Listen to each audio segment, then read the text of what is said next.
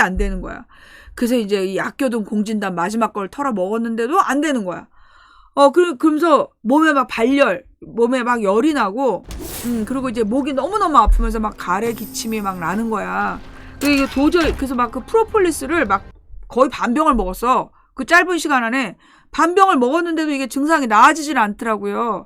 그래가지고 이제 내가, 마지막에 들어오기 전에, 씻고 나와가지고, 집에 있는 감기약들을 다 이렇게 해서 이제 챙겨가지고 먹었더니 지금 이제 손끝이 마비가 되고 있는 거야. 손끝의 증상이, 이렇게 좀 이렇게 저릿저릿하고 약간 좀 취한 듯한. 내가 이제 감기약이나 진통제 이런 거 잘 안 먹어요. 근데 이놈의 박찬호 크림 있잖아. 그 박찬호 크림에도 약간 진통제 성분이 있어. 그래가지고 그 박찬호 크림을 바르고 나면 약간 좀 취한 듯한 느낌이 느껴지는 거야. 남들보다 내가 예민해가지고 어느 약 성분이 나한테 남들은 다 모르고 지나간다는데 나만 반응을 해. 그 약에 대해서나 음식에 대해서나 나만 이렇게 반응을 하기 때문에. 그래서 지금 나는 솔직히 박찬호 크림을 바르고, 내가 아프니까 바르긴 바르는데 약간 좀 취한 듯한, 그래서 좀 발음도 좀 부정확해지고 기분도 약간 좀 알딸딸한 그런 상태에서, 그러니까 지금 감기약 때려 먹고, 박찬호 크림은 발랐고, 그래서 지금 이제 열은 나고, 그래서 지금 방송을 오래 할 수 있는 상황은 아닌데, 그래서 내가 오늘 방송을 못 한다 그러려고, 저녁 6시쯤에 결심을 했는데, 오늘 김진양 이사장 인터뷰가 있는 날이야. 그래서 내가 이제 들어가서 씻었어. 씻고 나오면서 이제 막 바르고 온갖 약을 주워 먹고, 그리고 이제 인터뷰를 하러 왔는데, 사실 이제 어저께 방송을 못한 이유나 이제 내 상태에 대해서도 얘기를 해야 되는데, 마침 우리 김진양 이사장님이 강의를 오늘 저녁 7시부터 9시까지 했대. 그리고 이제 전철을 타고 집으로 가는 도중인데, 지금 이제 거기서 아마도 이제 끝나고 나면 질문 같은 게 있었겠지. 그래가지고 좀 인터뷰를 10시에 못 하겠다. 그래서 이제 10분만 좀 늦게 해도 되겠느냐고 문의가 왔어서. 아니, 그렇게 급하게 들어가면 솔직히 숨도 못 고른 상태에서 인터뷰가 되겠어? 우리는 최대한 빨아먹어야 되는데. 우리는 최대한 뽑아먹어야 돼. 내가 10시 반에 할까요? 10시 반 또 너무 늦잖아. 그래가지고 그럼 이제 10시 15분? 그랬더니 10시 20분이면 충분하겠다 그래서 지금 이제 10시 20분에 이제 인터뷰를 하기로 했습니다. 자, 그래서 우리 10시 20분이 될 때까지 앞으로 우리의 일정을 좀 공지해 드리면 5월 16일 날, 5월 16일 날, 이제 광주에 가서 특강을 하나 들을 거예요. 특강을 하나 듣는데, 박종화라는 선배님, 민중가요를 작곡하셨던 민예총회 이사를 하셨던 분인데, 이제 그분한테 그리고 이제 5월 광주에 대한 어떤 음악 감독을 하셨던 분이래요. 그래서 이제 그분한테 우리가 5.16에 대한 특강을 듣습니다. 5월 16일 날. 그리고 이제 17일 날은 이제 그분이 안내해 준 곳으로 우리가 이제 조금 낮에는 좀 답사를 하고, 그 다음에 이제 5월 17일 저녁에 이제 광주 전야제를 봐요. 전야제를 생중계하고, 그 다음에 이제 5월 18일 날 광주 기념식을 본 다음에 원래 이제 서울로 올라온다는 계획이었죠. 그러나 거기서 이제 광주가 아니라 달빛 동맹 길을 타고 대구로 이동합니다. 그럼 이제 우리 남편이 그날 이제 18일 날도 포천에서 강의가 있대요. 포천에서 강의를 하고 집으로 와서 차를 놓고 KTX를 타고 대구로 내려온다. 그래서 이제 대구에서 같이 자고, 그 다음에 이제 다음날, 남편은 아침에 대구 강의를 하고, 이제 나는 이제 오전에 이제 좀 쉬었다가, 오후 2시부터 정만진 선생님께 임진왜란 특강을 듣는 게 5월 19일의 일정이에요. 그리고 이제 6월 2일이 민주화운동 기념사업회 상임이사분이신 이원영 이사님을 모시고, 6월 항쟁의 역사적인 의미, 현재적인 해석에 대한 특강을 6월 2일 날, 오픈 특강으로 해요. 그래서 프리겁 스튜디오에 이제 오프라인 신청하신 분, 오프라인으로 강의 신청하신 분들이 오실 수 있는 거예요. 그래서 그날 6월 2일이 또 금요일이야. 예, 금요일이라서 금요일 저녁 8시라 이게 좀 주말이긴 한데 예, 조금 좀 서둘러 주셔가지고 이게 또 목요일이나 수요일보다 좀 낫지 않아요? 그래서 금요일 저녁 8시부터 그 6월 2일 그 공개 프리급 스튜디오 특강을 하고 5월 16일 날 강의 장소 아직 안 정해졌는데 특강을 하게 되면 예, 강의 장소로 공지하고 근처에 계신 분들이 오셔도 될 것 같아요. 예, 그렇게 진행합니다. 예. 더 기다려야 돼. 그리고 이제 7월 달에 7월 27일이 이제 그 휴전일이잖아요. 예. 이제 그때 이제 이 한반도 정세에 대한 좀 그 특강을 좀 청해 듣자. 그래서 우리가 그 김준영 교수에 대한 이제 그 바람이 있었잖아요. 근데 마침 또 이제 김진양 이사장님이 엊그저께 그 카톡으로 그 평화 아카데미를 한다고 홍보하는 글을 보내신 거야. 그래서 내가 저분한테 내가 이거 부탁해도 될까? 근데 거기 강사에 김준영 교수가 있더라고. 그래가지고 이제 내가 그 김진양 이사장님한테 김준영 교수님 연락처 좀 줄 수 있느냐? 우리 특강으로 좀 모시고 싶다. 이제 당연히 협조해야죠 이러더라고. 그래서 내가 그냥 꽁으로 받고 미안하니까 그럼 우리가 이제 그 평화 아카데미에 대해서 좀 설명도 좀 해주시고 설명하시는 김에 한반도 정세에 대해서 인터뷰를 해달라고. 그래가지고 이제 잠시 후에 10시 20분부터 이제 우리 그 김진양 이사장님께 지금 현재 한반도 정세에 대한 이야기를 좀 듣는 시간을 갖고요.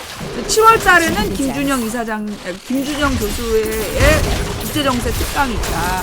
그리고 8월 달에 간토 대지진, 관동 대지진에 얽힌 조선인 학살 사건을 그 문진호 연출가님과 문진호 씨가 가수이면서 또 연출가래요. 그래서 문진호 가수님과 그 다음에 또 한 분의 전문가를 모시고 같이 이제 두 분이 할지 아니 그분 혼자서 할지 8월 달에 특강도 지금 예정되어 있습니다. 그리고 9월 16일부터 17일이 여수 일정이 확정됐어요. 여수 그 특강 및 답사 일정이 9월 16, 17. 그 다음 주가 이제 추석이야. 다음 주가. 추석 전주는 너무나 바쁠 것 같아서 9월 16, 17일로 특강 및 답사를 다 잡았어요.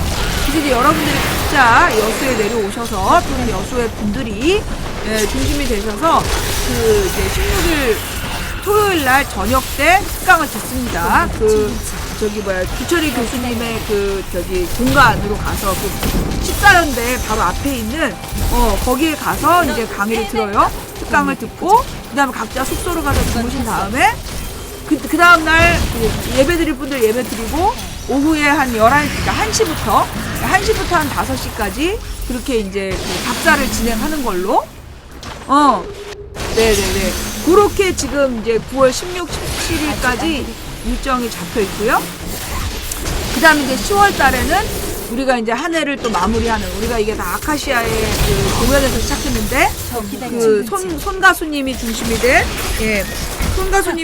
된 평화 콘서트 손 가수님을 모시고 하는 평화 콘서트를 10월 달에 진행하는 걸로 그리고 이제 11월은 좀 다 같이 좀 쉬는 한 달은 쉬고 그 다음에 이제 12월에 가서 12월에 우리가 이제 그 수료식 오프라인 수료식을 12월에 할지 11월에 할지 그때 가서 결정하는 걸로 그게 우리의 일정표예요.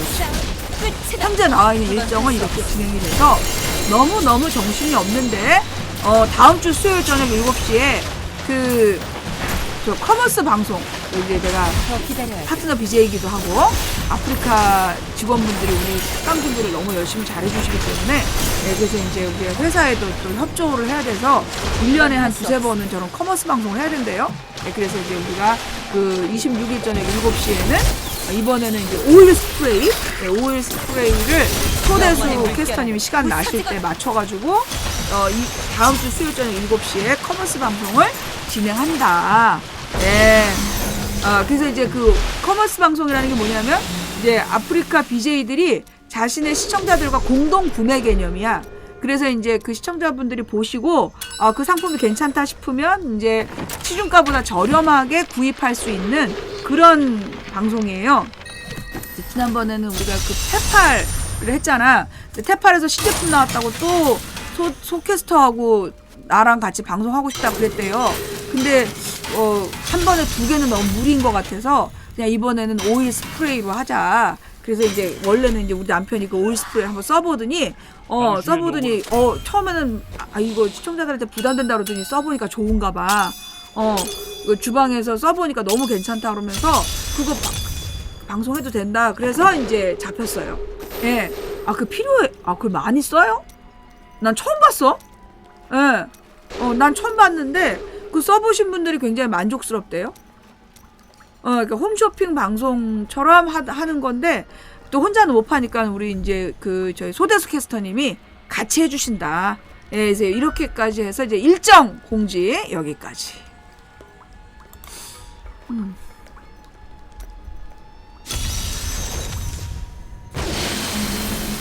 당신의 노고.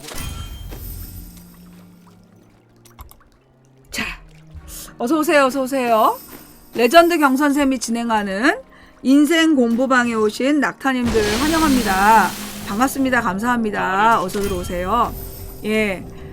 요즘에 이제 그 바깥에서 들려오는 특히 이제 오늘 뭐 여러 가지 뉴스들을 듣고 충격받으신 분들도 많고 분노하셔서 어저께 도대체 왜 어제 방송 안 하냐고 막 타박을 주신 분도 계셨는데 제가 어저께 응급실 가느라고 응급실 가서 좀 검사도 하고 주사도 맞고 그리고 오늘하고 어제 방송은 못했습니다. 자, 오늘은 우리 오랜만에 우리 김진양 이사장님을 모시고 지금 한반도 괜찮으냐, 지금 많은 분들이 이거 전쟁 나는 거 아니냐 이렇게 두려워하시잖아요.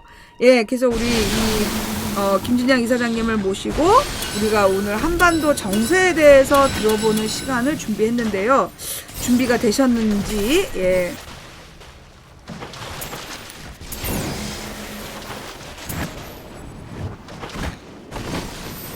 지금 이제 막 오늘 저녁 때 강의를 하시고 그리고 지금 이제 전철을 타고 오셨대요. 그래서 지금 집에 도착하셨는지, 예, 준비가 되셨는지, 지금 이제 1분 지났으니까 한번 일단 문자를 드려봤는데, 일단 뭐 전화 한번 해보죠. 뭐.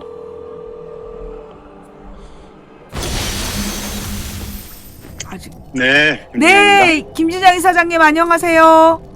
예, 김진영입니다. 예. 잘 지내시고 계십니까? 잘 못 지냅니다. 아유, 요즘에 어떻게 지내세요? 진짜 힘듭니다. 오늘 뉴스 보셨어요? 지금 뭐 분위기가 살벌하던데요? 러시아 늘 걱정했던 게 또 터졌죠? 예, 예상했던. 근데 이게 앞으로 더 심해질 것 같단 말입니다. 뭐 러시아에서 우리가 뭐 우크라이나 군사 지원 가능성 문제만 가지고도 이러고 있는데 만약에 물밑에서 한국군 파병 같은 것들이 실제로 공론화된다라는 것들이 러시아가 포착하면 어떻게 될까요? 지금 러시아 반응도 지금 굉장히 과격하게 나온 거 아닌가요? 예? 지금 러시아에서 반응이 나온 거 아니에요? 지금 굉장히 분노한 반응이? 이거는 뭐 얘기는 했던 거지만 예. 참고 참다가 이제 공세적으로 나오고 있죠. 러시아에서. 이게 공세적으로 나오는 건 뭐냐면 지금까지 사실 오랫동안 참았죠. 분명히 뭐 폴란드를 이용한다 해서 우크라이나에 대한 간접적인 군사 지원을 이야기했던 것들에 대해서 공개 코멘트는 안 했었는데 미국 한미 정상회담 가기 전에 지금 사실은 로이터 통신과의 인터뷰 내용 중에는 공개되지 않은 것들 중에 장기적으로는 한국군의 파병 이런 것들까지도 염두에 두는 거 아니냐라는 이야기들까지 나오고 있어요. 그런 얘기가 좀 추측인가요? 아니면 우리 정부에서 공식적으로 그런 얘기를 한 건가요? 공식적으로 이야기는 하진 않았는데 네. 물밑에서 그런 이야기들이 된다는 것 자체가 얼마나 파괴적입니까? 이게 지금 공식 발표는 안 했어요. 한국군의 파병 관련해서는. 그런데 그런 이야기들이 오고 간다라는 것 자체가 얼마나 재앙적인 이야기입니까? 이게 지금 러시아하고 우크라이나 전쟁에 싸움은 많이 해야죠. 근데 우리 그 싸움에 우리가 왜 뛰어들죠? 이게 제정신일까요? 네. 그래서 뭐라 그럴까요, 이거? 미쳤죠? 그냥 단지 한마디로 제정신이 아니죠. 경금항공, 천방지축 뭐라고 이 진짜 이 존재 자체가 지금 재앙이에요. 막 그래서 막 오라통이 터지는 문제가 아니고 바둑기 생겼다는 생각이 드는 거죠. 러시아가 저렇게 이야기해놓고 가만히 있을까요? 우리가 어떻게 움직이라는 윤석열 대통령이 어떻게 움직일 거라는 것 자체를 예상하지 않을까요? 이렇게 예상할 거예요. 미국이 시키기도 전에 알아서 할 거다. 그게 과연 뭘까? 러시아와 우크라이나 전쟁에 어떻게든 참여하기 위해서 명분을 쌓으면서 하려는 걸 다 할 거다라고 판단은 이미 할 거예요. 그게 포착이 딱 되는 순간 러시아는 기다렸다는 것이 우리가 지금까지 상상할 수 없었던 가장 단순하게는 뭐 우리가 러시아로부터 거의 대부분의 가스를 다 수입하고 있잖아요. 가스. 석유 일부도 가져오고 있죠. 수출입 관련해가지고 경제 제재가 러시아산 각종 자원들 받아버리면 어떻게 됩니까? 이거는 그냥 뭐라 그럴까요? 옛날에 뭐 요소수 이런 거하고는 상상할 수 없는 재앙이에요. 근데 왜 이러죠 진짜 이 사람? 미친 거예요. 한마디로. 그런데 이제 언론들은 이런 걱정을 안 해요. 공동체적 위기에 대한 생각을 전혀 안 가지고 있어요. 저는 그래서 이거 다 한 통속인가? 다 제정신이 아닌가? 뭐지? 뭘 믿고 다가오는 쓰나미처럼 다가오는 위기가 있는데 기자들은 아무 생각이 없나? 언론 데스크들은 진짜 아무 생각이 없나? 그냥 검색 딱 해보면 됩니다. 한러 수출입 무역 어떻게 되고 있는지 그런 것들 만약에 끊어버리면 아마 지금 가장 가시방석은 러시아에 있는 우리 상사 주재원들일 거예요. 우리 주요 메이저 기업들 러시아 모스크바 다 나가 있잖아요. 그들 지금 완전히 가시방석이고 아마도 대기업 상사 주재원들은 소위 말하는 비상위기관리 계획에 들어갔을 겁니다. 러시아에서 만약에 내일 당장 모레 당장 뭐 이렇게 철수해라. 한국에 대한 뭐 수출입 관련 뭐 발표를 한다라는 것을 시뮬레이션 A, B, C로 다 짜놓고 대응 계획을 짜야 되겠어요. 기업들은 그럴 거예요. 그런데 우리 정부는 우리 기업들이 그렇게 노심초사하고 있다는 걸 전혀 개념도 없을걸요. 왜 이러죠? 저는 이런 생각을 해봤어요. 윤석열 대통령이 지금 한미 정상회담 그 부분 관련해서 모든 생각을 하고 있는 것 같아요. 어떻게든 그 정상회담에서 자신 입지를 세우고 공식 초청되고 이 많은 것들 있지 않습니까? 그걸 위해서 뭔가 막 날리는 거 아닌가 싶은 생각이 드는 거예요. 근데 러시아 크렘린궁의 대변인이 공개적으로 기자회견을 이렇게 했단 말입니다. 이건 뭐를 의미할까요? 우리한테 강력한 경고라 말입니다. 우리가 1905년도에 을사늑약이 있었죠. 그때는 식민지 정책에 대한 이야기였습니다. 지금은 뭐냐면요. 그런 식민지는 없잖아요. 전쟁적 위기가 우리 눈앞에 있는 건데 우리가 당장 러시아하고 전쟁할 판이 된다라는 생각이에요. 이게 용서가 됩니까? 저는 막 떨려요 지금. 근데 이거 우리가 얘기했던 거거든요 사실은. 이렇게 차곡차곡 이렇게 갈까요? 지금 MBC라든가 KBS 포털에도 계속 다루고 있는데 여기 지금 우리 포털 언론에서 알려는 건 뭐냐면요. 그냥 이번에 그 드러난 거 있죠. 감청에서 우크라이나 군사 지원 가능성 첫 시사 이렇게 나와요. 이거 아니잖아요. 사실은 그 연장선에는 파병 문제까지 테이블에 얹어놓고 만지작거리고 있을 거예요. 이게 저는 재앙 같아요. 우리 대한민국의 국익은 없는 거예요 지금. 근데 일단 지금 이제 파병이라고 그러면 지금 현재 군내에 가 있는 우리나라의 어린 학생들, 그러니까 어린 청년들을 지금 보낸다는 얘기죠? 파병. 네. 군대 파병입니다. 군대 파병. 그러니까 그 지금 현재 군대에 가 있는 그 어린 학생들, 아까 어린 청년들을 지금 그 군대로 파병하겠다 이런 얘기인 거죠? 아니 우리 대한민국 군인 말입니다. 그러니까.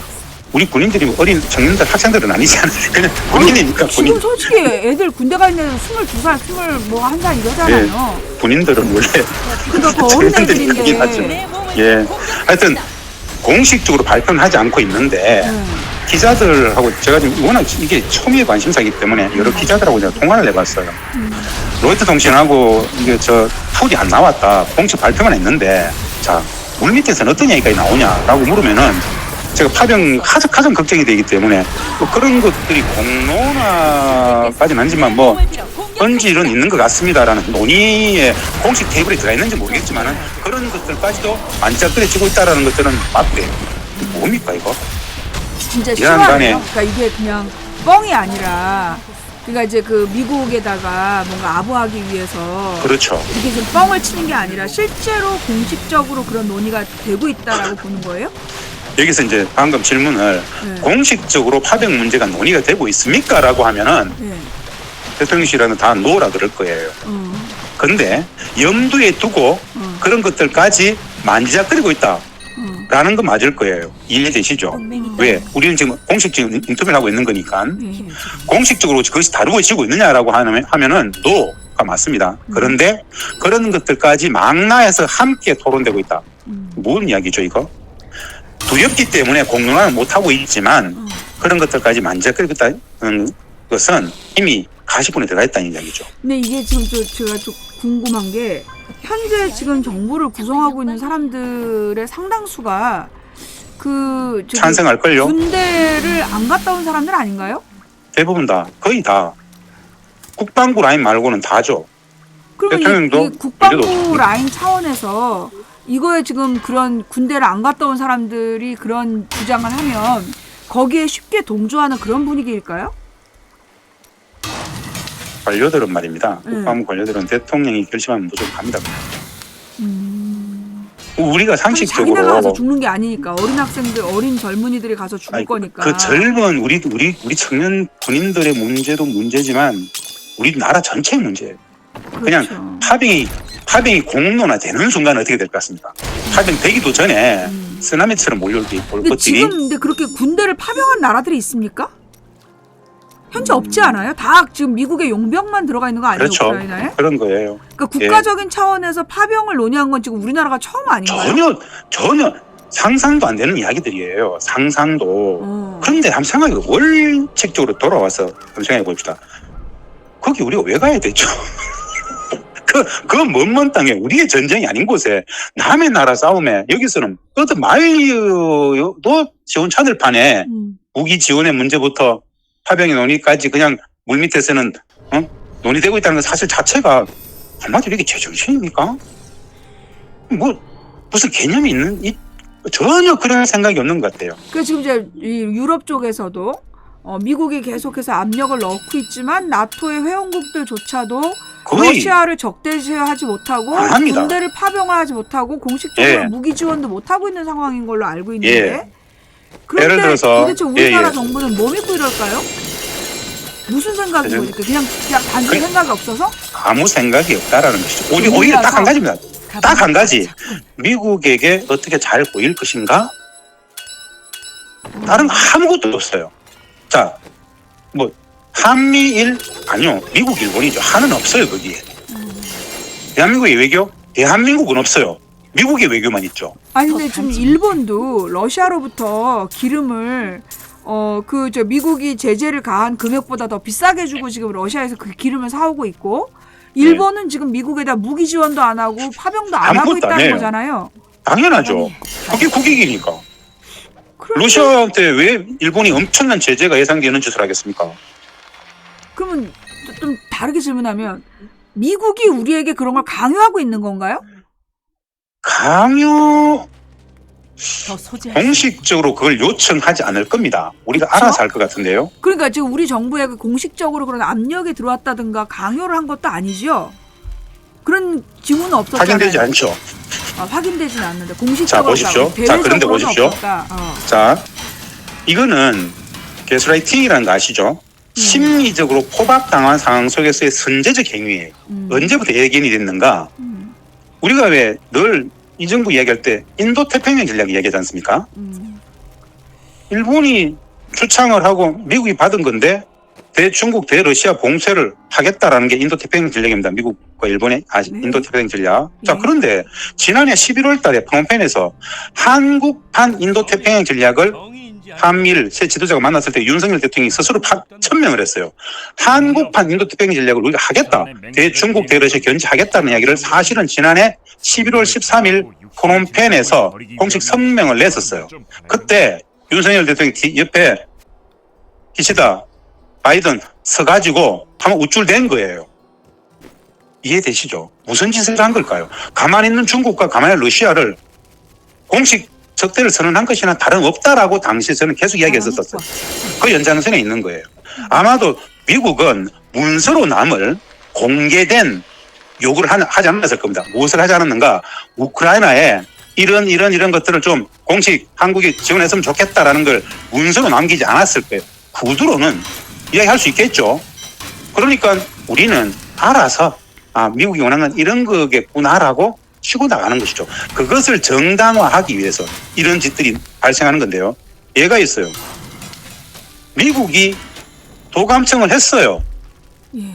그럼 그 도감청을 한 것에 대해서 우리 정부는 어떤 태도를 보입니까? 전혀 개의치 않아요. 네, 뭐 조작이라는 둥, 뭐 이렇게 나오고 있죠. 거기에 대해서 일말의 분노도 없어요. 뭐 당연한 거 아니야라고 판단하죠. 아주 제정신이 아닌 판단이죠. 그 제정신이 아닌 판단을 가지고 우크라이나에 스스로 전쟁적 개입을 하겠다라고 몰고 가는 거예요. 미국은 그럴걸요? 우리는 요청한 적 없어. 러시아는 우리한테 어떻게 되겠습니까? 적으로 간주하고 나오겠죠? 뭐죠, 우리는? 그 속에서? 그 모든 진짜 엄청난 상상을 초월하는 파국의 결과는 국민들의 몫이에요, 또. 좀 더 좀 차갑게 질문을 드리자면, 네. 실제로 지금 이제 러시아하고 중국하고 우리 경제가 굉장히 밀접하고, 제가 알고 있기로는 대기업들이 중국과 러시아하고 밀접한 경제 활동을 하고 있는 걸로 알고 있습니다. 엄청나죠, 예. 그러면 옛날에 이명박 때도 그랬는데, 이명박 정부 때도 사실은 친재벌 성향의 정권이었잖아요. 예. 이 윤석열 정부도 이명박 때 기조를 계속 유지하고, 그래서 친재벌의 노선을 걷고 있다고 지금 알고 있는데, 사실 지금 이제 어저께 미국에서 발표한 그 가방이 전기차 가득 지원 정책이라든가 이런 걸 보면 예. 현대기아가 철저히 배제되고 있지 않습니까? 네. 그럼 결국 지금 미국의 대미 수출이라든가 이런 미국에서 이익을 소지할 대기업이 수 받을 수 있는 구조가 아닌데, 그러면 지금 윤석열 정부에서 이런 식의 중국과 러시아를 대응해서 이런 행동을 하면 이게 우리나라의 기업에게도 직격탄이 되고 직접적 피해를 가져오는 거 아닌지. 그러면 이런 한국의 기업들은 그런 피해 상황에 대해서도 그냥 침묵하고 윤석열 정부가 이런 행동을 하는 걸 그냥 보고 있는 건지, 그게 좀 궁금하거든요. 첫 번째, 참지 못해. 윤석열 정부하고 이명박 정부를 비교한다라는 것은 말입니다. 예. 뭐 이명박 정부를 제가 두둔하려는 게 아닙니다. 비교 자체가 안 됩니다.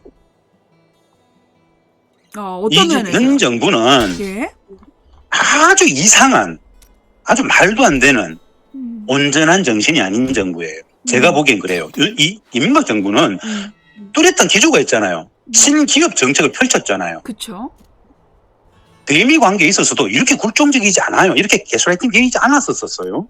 그런데 이 정부는 지금 사실은 두 번째 질문입니다. 삼성부터 모든 대기업들은 말입니다. 그야말로 가시방석입니다.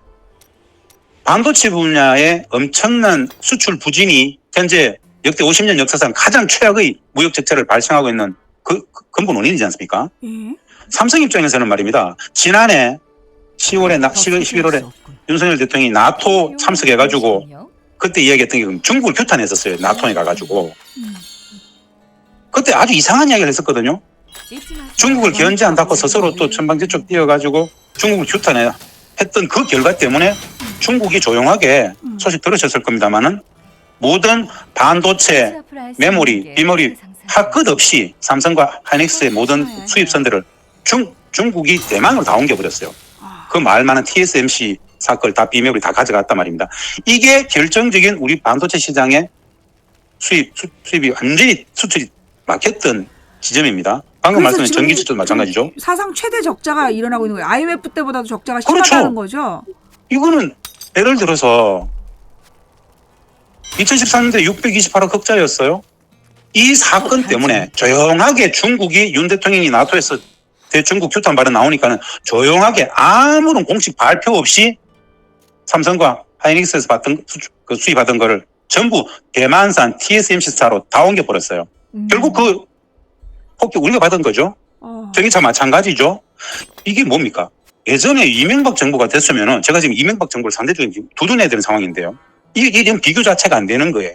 아무 생각이 없다라는 게 이런 거예요. 안보, 외교, 경제 어떠한 관념도 없어요. 그럼 관료들은 어떤 사람들인 줄 아십니까?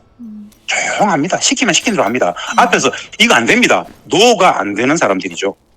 노를 못 해요. 왜? 대통령이 두렵잖아요. 대담한 자의 편이죠. 이번에 김성한 안보실장부터 모두 외교부 출신들 그 핵심 라인들 다 어떻게 됐습니까? 무슨 사건인지 물론 지리짐작은 가지만 다 일괄사표 냈지 않습니까? 이게 정상적인 거 전혀 아니에요. 진짜나 다름없네요. 한마디로 국가 경영과는 전혀 무관한 영역 속에서의 어처구니 없음들이 매일매일 발생하는 겁니다. 이거 앞으로 계속 발생할 거예요. 실수가 아니에요. 원래 요 수준이에요. 이상한. 저는 좀 이해가 안 되는 게 가령 이제 이 기업들이 이만큼 치명상을 입게 되면 이거 좀 아니다라는 반응을 좀 할 수 있지 않을까. 근데 지금 이게 검찰 정권이라서 기업들이 그동안 자기네들이 이렇게 좀 그 뭐라 그러나 잡혀있는 약점도 많고 그러니까 윤석열 정부에 대해서는 그런 합리적인 문제 제기도 지금 못하고 있는 상황이라고 봐야 될까요? 전혀 못하죠. 그러니까 지금 기업들은 뭐라 그럴까요? 막 기댈 데가 없어요. 한마디로. 기댈 데가 없어요. 뭐 문제 제기하고 건의할 수 있는 통로 자체가 없어요. 관료들하고 만나가지고 진짜 심각하다라고 이야기할 수 있겠죠. 그 관료들은 대통령한테 무슨 얘기를 할까요? 아무 말도 못하죠. 이게 지금 뭡니까? 소위 말하는 신주단지처럼 이야기하는 한미일 삼각 군사동맹, 한미일 사실 한이 빠지는 미일 중심의 외교안보 체계에 우리가 완전히 종로릇을 하는 걸로 베스트라이팅 되게 들어가지 않습니까? 그 과정에서 발생하는 것들이에요.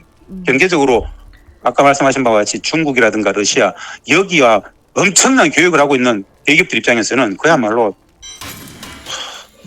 사실은 욕밖에 안 나와요. 욕을 할 수가 없어서 그런 거죠. 제 지인도 그 한 20년 전부터 그 러시아 쪽에다가 소위 우리나라 대기업 쪽에서 거기서 투자하고 그 사업을 해서 거기 가서 일을 하는 걸 제가 본 적이 있단 말이에요. 한 20년 전에. 그때부터 수십 년 동안을 투자하고 진행해온 그런 이제 관계들이 있는데, 그런 것들을 이제 지금 다 무너뜨리면서 지금 이제 윤석열 정부에서 이런 행동을 하고 있어요.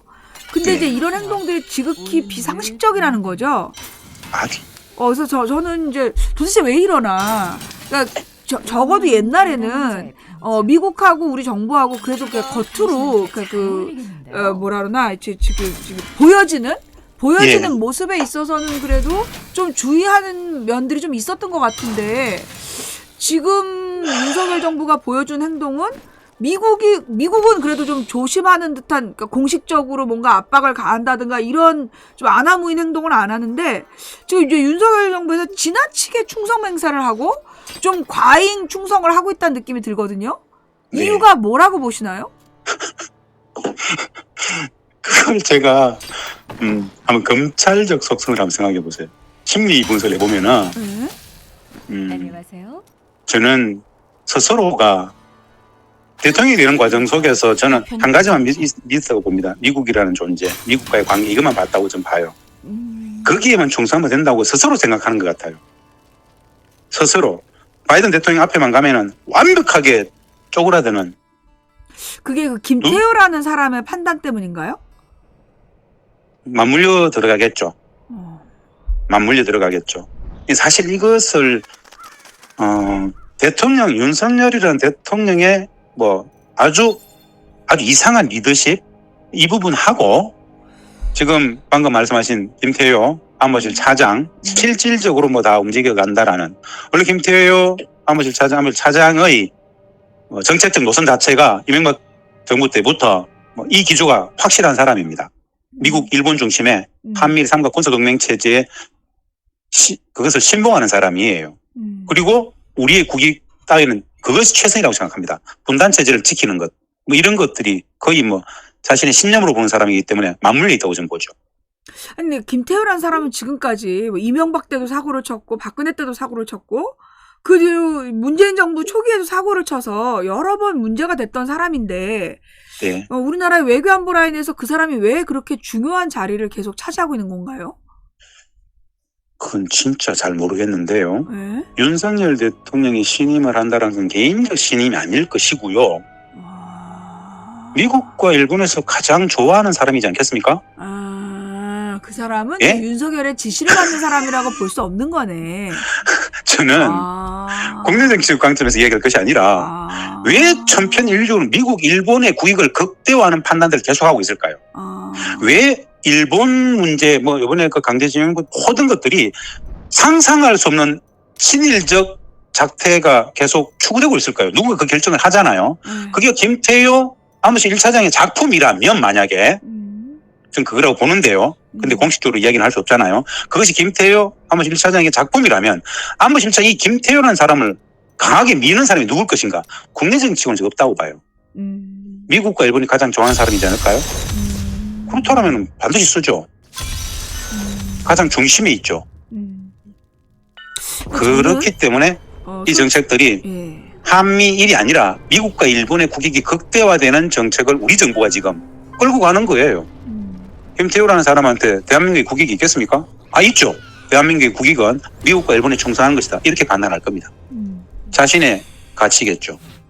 그러니까 이제 그 무슨 생각이 들었느냐면 지난 대선 때 그러니까 미국에서 이재명 후보에 대한 호감을 그 표현하는 장면들이 좀 있었어요.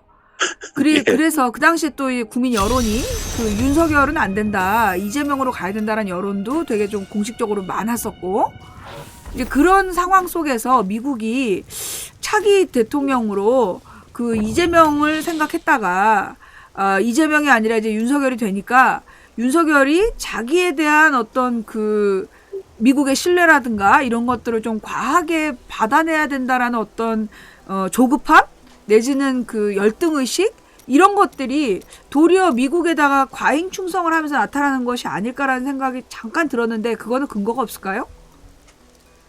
두 가지를 말씀하셨잖아요. 예. 윤석열 대통령의 과잉 충성의 그런 스스로의 심리는 네. 저는 충분히 맞다고 생각해요. 첫 번째 말씀하셨던 전제가 있었어요. 지난 대선 시기에 미국이 네. 이재명 후보에 대해서 나름 일정 정도 기대감과 관심이 호감을 있었다. 표현한다라는 느낌을 받았거든요. 그런데 말입니다. 예. 그것도 사실이에요. 그런데 미국의 관심이라는 것이 하나만 있을까요? 미국의 다양한 정치 세력이 있어요. 미국의 정치 세력들 중에 그나마 건강한 한미동맹을 위해서는 미국의 국익이 극대화되는 과정 속에서 그래도 이재명이라는 사람이 라는 사람과 무슨 소리야, 윤석열이야 라는 판단을 했던 사람들끼리의 굉장한 이전투가 있었겠죠. 거기에서 네. 거기에서 윤석열 대통령이 미국 입장에서는 맞았을 겁니다. 분명히. 그러니까 그것을 아는, 그런 사실을 아는 윤석열 대통령 입장에서는 말씀하신 것처럼 좀 더 적극적인 과잉 충성을 하는 것일 수도 있고요. 사실은 그건 전망적 추측이죠. 근데 미국이 처음부터 이재명, 윤석열 세력이 달랐을 겁니다. 분명히. 세력은 달랐을 거다. 네. 그런데 이제 미국 쪽에서 어느 쪽이 다수였는지, 그 소위 그렇죠. 이제 그 권력을 잡고 있는 쪽이 어느 쪽이 다수였는지는 이제 추측할 수 없는데, 지금 하여튼 윤석열 정부에서 보여주고 있는 모습은 조금 정상적인 나라에서는 생각할 수 없는 전혀, 비정상적인 모습을 지금 보여주고 있는데, 이런 모습에 대해서 지금 이제 중국과 러시아를 제외한 다른 나라의 평가가 혹시 나온 게 있습니까? 혹시 네. 우리 현 정부의 일본 문제를 처리하는 부분과 관련해서 이미 이제 많이 회자가 되고 있잖아요. 대만의 외교관, 전 뉴질랜드 대사 했던 대만의 외교관이 TV 프로그램에 나와가지고 공개적으로 대한민국 대통령 자체가 한국의 적이다라고 얘기해버렸잖아요. 이게 뭐냐면 말입니다. 잠깐, 그게 언제 있었던 일입니까? 이거 지금 그냥 포털에 검색하면 나옵니다. 이미지로도 떠 있습니다. 대만의 전 뉴질랜드 전 대사가 한국 대통령 자체가 한국의 적이다. 이거 중국 한국 대통령이 한국 정부의 적이다. 한국 대통령 자체가 한국의 적이다라는 취지 얘기를 했어요.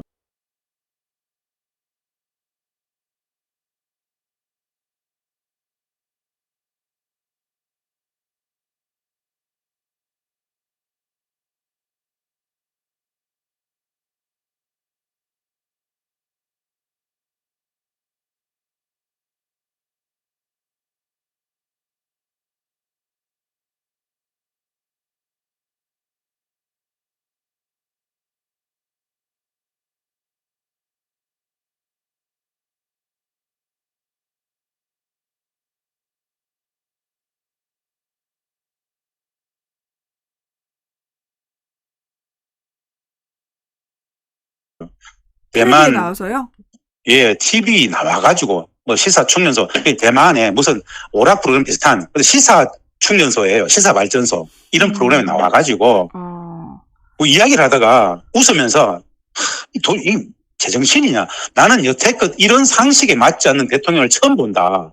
한국에 이런 대통령이 생겼는데 왜 또 한국에 이런 거예요. 대통령 자체가 한국의 적이다 이미. 한국에 이런 대통령이 생겼는데 왜 또 한국에 적이 필요한가? 뭐라 그럴까요? 말장난을 섞어가지고 어처구니 없다라는 식으로 공개적인 TV에 나와 이야기를 했어요. 이 사람 계속 이렇게 얘기를 하고 있어요. 근데 이 감정은 뭐냐면요. 대만은 옛날에 일본의 식민지를 받았던 적이 있죠. 네.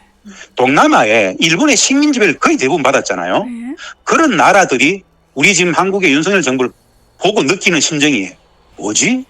2차 세계대전 이후에 일본이 미국으로부터 샌프란시스코 조약에 근거해서 전후 처리를 그야말로 마음대로 끝내버렸잖아요. 공식 사죄도 없이. 똑같은 처지에 있는 동남아 여러 나라들, 대만 같은 나라들은 한국의 이 처사를 보고 독도까지 징용, 징병 모든 문제들 다 덮어주고 뭐지?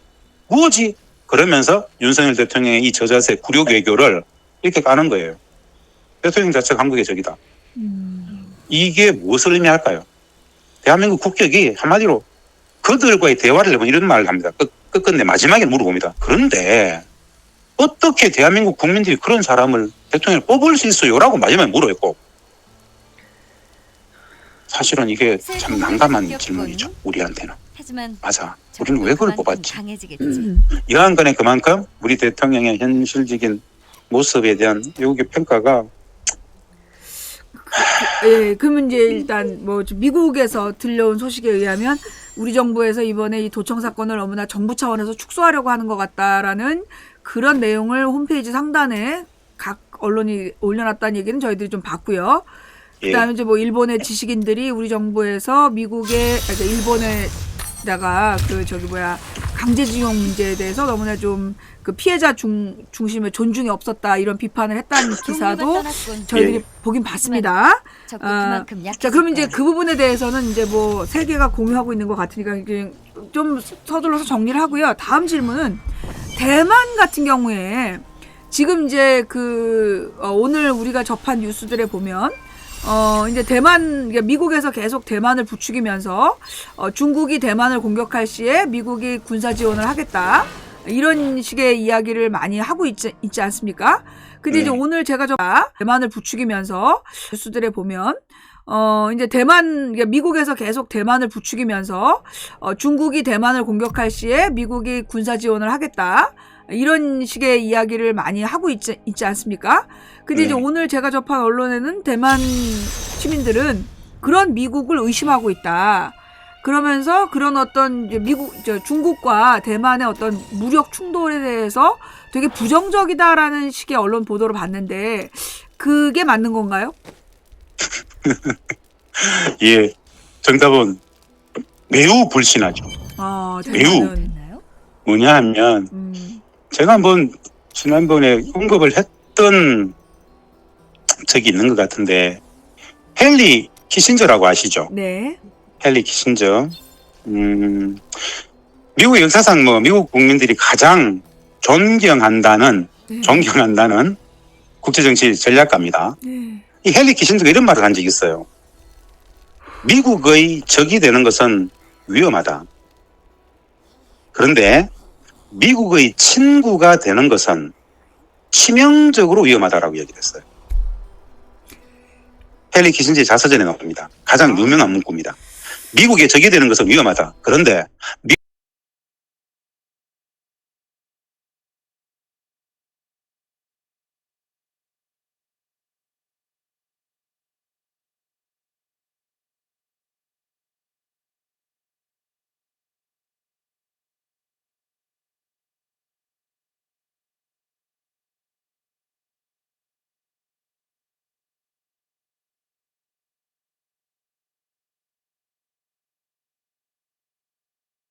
존경한다는 국제정치 전략가입니다. 네. 이 헨리 키신저가 이런 말을 한 적이 있어요. 미국의 적이 되는 것은 위험하다. 그런데 미국의 친구가 되는 것은 치명적으로 위험하다라고 얘기를 했어요. 헨리 키신저의 자서전에 나옵니다. 가장 유명한 문구입니다. 미국에 적이 되는 것은 위험하다. 그런데 미국의 친구가 되는 것은 더 치명적으로 위험하다라고 얘기를 했어요. 미국은 오로지 자국의 국익이 절대선이에요. 우크라이나 전쟁의 본질은 뭡니까? 미러 대리전쟁이죠. 미국은 대만 문제를 가지고 중국을 압박하는 것이지 대만을 도와주겠다는 게 아니잖아요. 대만을 활용해서 중국을 어떻게든 봉쇄하고 경제적인 타격을 주고 묶어 내리겠다는 거 아니겠습니까? 끌어내리겠다는 거 아니겠어요? 혹시 지난 2달 전에 크게 이슈가 됐던 대만의 전 세계 비메모리 이 비메모리 분야의 54% 시장 장악을 하고 있는 TSMC라는 네. 회사 들어보신 적 있습니까? 아니요, 전 못 들어봤습니다. TSMC라는 네. 삼성전자가 따라가면 못하는 전 세계에서 전체 비메모리 분야의 54% 시장을 장악하고 있는 세계적인 회사가 있어요. 네. 이 TSMC 비메모리 모든 컴퓨터 관련 많은 원부자재들이 예. 전 세계를 사실은 움직인다고 할 정도로 굉장히 유명해요. 네. 2달 전에 미국에서 이런 발표가 나왔어요. 유사시에 중국과 대만이 분쟁이 날 경우에 미국은 중국을 때리는 것이 아니라 대만의 TSMC사 본사를 폭격해야 된다. 그걸 파괴해야 된다라는 공식 논문이 나왔어요. 미국에서요? 미국에서 나왔어요. 미국의 군사 전략가들 사이에서 나오는 이야기예요. 그 이유가 뭐죠? 중국이 대만의 TSMC사를 장악하게 되면 TSMC사의 그 모든 컴퓨터 관련된 메모리 관련된 이 기술 영역들을 보유하게 되면 재앙이라는 거예요. 이해되세요? 이런 사고를 하는 것 자체가? 중국과 대만이 무슨 분쟁이 나면 1차적으로 대만의 최대의 반도체 기업인 TSMC를 가장 선제적으로 미국이 폭격해서 없애버려야 된다는 거예요. 이게 미국의 전략이에요. 헨리 키신저 이야기 들으셨죠? 방금. 미국의 적이 되는 것은 위험하다. 그런데 미국의 친구가 되는 것은 치명적으로 위험하다. 가장 대표적인 나라가 어디입니까? 대한민국입니다. 대한민국. 그러네요. 우리 모든 역사가 그래요. 사실은. 미국은 오로지 자국 국익 때문에 적이 되는 것은 위험하다. 그런데 미국의 친구가 되는 것은 치명적으로 위험하다. 가장 대표적인 나라가 어디입니까? 대한민국입니다. 대한민국. 그러네요. 우리 모든 역사가 그래요. 사실은. 미국은 오로지 자국 국익 때문에 외교니 동맹이니 이런 말을 하지. 미국에서 이 말이 나왔습니다. 어제의 동맹이 오늘 적이 될 수 있고 오늘의 적이 내일 동맹이 될 수 있다. 오로지 자국의 국익이 중심이란 말입니다. 방금 소개해드린 바와 같이 대만의 TSMC사를 미국이 가장 먼저 중심이랍니다. 국익 때문에 외교니 동맹이니 이런 말을 하지. 미국에서 이 말이 나왔습니다. 어제의 동맹이 오늘 적이 될 수 있고 오늘의 적이 내일 동맹이 될 수 있다. 오로지 자국의 국익이 중심이란 말입니다. 방금 소개해드린 바와 같이 대만의 TSMC사를 미국이 가장 먼저 폭파하겠다? 이거 대만에서 난리가 났지 않습니까? 그래서 신뢰하지 않는 거예요. 왜? 지난 중국의 역사 속에서 대만의 정부를 수립했던 장개석 정부는 국민당 정부잖아요. 국민당 정부. 현재 전수입은 이쪽은 달라요 또. 이 상황 속에서 대만 문제가 보통 심각한 게 아닌데 대만의 실질적인 다수를 차지하는 국민당 이쪽은 미국을 거의 신뢰하지 않습니다. 자신들은 총알바지라고 생각해요. 대만도 그런 생각을 할걸요. 우리만 지금 붕붕 뜨는 거예요. 아까 제가 말씀드렸죠. 윤석열 대통령이 중국이 대만을 압박하게 되면은 중국을 견제하겠다. 그 한마디 나토 회의 가서 한 것 때문에 우리 삼성과 SK 하이닉스의 반도체 작살났다 그랬죠. 중국은 조용하게 대만의 TSMC사 그 반도체 다 수입한단 말입니다. 지금 우리만 완전 바보가 된 거예요. 이런 역학관계들에 대해서 윤석열 대통령 아무 생각이 없을 거예요. 우리가 무슨 짓을 하는 거죠 지금? 실익도 없는 전혀 없는 오히려 국민들 죽이는 그 말 한마디 때문에 50년 만에 최악의 지금 무역수지 적자를 겪고 있어요. 이 상황은 총체적으로 아무 생각이 없다라는 거예요. 오로지 딱 하나 봐요. 딱 하나만. 미국. 미국으로서는 얼마나 호기입니까 지금. 완전히 호구를 잡은 거예요. 알아서 다 할 거니까. 그래서 지금까지 외교 이런 것들은 실수가 아닙니다. 원래 그랬던 거예요. 그런 사람이 지도자가고 지금 지도자라는 겁니다. 자, 이제 뭐 이렇게 중국과 러시아의 지금 사고친 이야기는 이제 이렇게 좀 들어봤고요. 네. 그렇다면 이제 지금 이제 북쪽의 지금 상황은 어떤지, 이 상황 속에서 지금 계속 우리가 들어본 바에 의하면 지난 1년 동안 윤석열 정부가 들어서고 한 10개월, 그러니까 11개월 됐잖아요. 근데 이제 그동안에 계속해서 북한을 공격하고 북한의 지도자를 참수하는 훈련을 해왔다라는 이제 정보들을 들은 게, 보도를 본 적이 있는데, 지금 북쪽의 지금 상황과 입장은 어떤 수준인지 혹시? 예, 북측은 네. 지금 방금 저하고 통화하시면서 윤석열 정부가 역대 어느 정부보다도 아주 이상하다고 이야기했잖아요. 네. 북은 진짜 이해를 못하고 있을 거예요. 상상이 안 된다고 판단하고 있을 겁니다. 아무도 이해 못하지 않을까요? 아무도 못합니다. 이게 과연 뭐지? 이렇게 판단할 거예요. 북의 입장에서 판단해 보면은 미국, 일본의 이익을 일관되게 극대화하려는 대한민국 정부, 대한민국 국민들의 이익과는 전혀 상반되는 일을 아주 일관되게 초질관 이렇게 일맥상통하게 계속 미루는 걸 보고 한마디로 그냥 완벽한 꼭두가시를 생각할 겁니다.